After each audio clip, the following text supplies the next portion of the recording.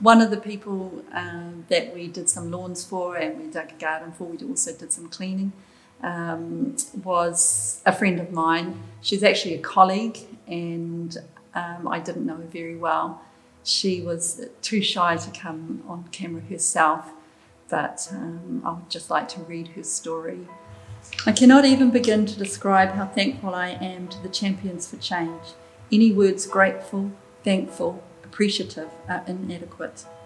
For a long time before I even met this team, I had to adapt to an unforgiving and hostile life and pretend to the children that all would be okay in the end. When life hands you lemons, make lemonade type of approach. Faith in God was literally the only thing that kept me plodding through, and even that was being tested multiple times. Then, when I thought it could not get worse, it did. Life as I knew it fell apart completely at the end of 2017. As a family, the kids and I were on a downward spiral.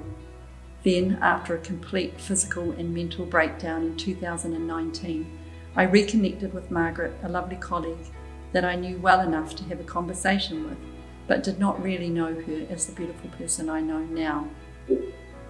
Through her support and encouragement, I began to meet friends of hers at the church she goes to. These friends showed me God's love through them.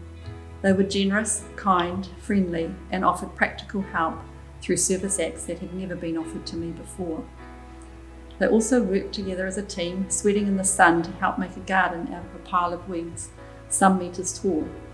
While recovering from illness and the lack of motivation depression causes, I had not been able to get on top of this, and it was overwhelming. Not only did they help, but they were thanking me for the chance. This shows their kind, serving hearts and care for one another and divine love from God. The teams also took away 2 large trailer loads of accumulated junk, too difficult to take away any other way. They did this horrible job with no hint of dissatisfaction or desire to be anywhere else, doing anything else. Furthermore, they paid for it at the dump place too, which I am sure would have been expensive. Now I'm finally getting back on track in life with less hurdles. I'm not sure I would have been able to say this if it wasn't for this wonderful family working for the glory of God.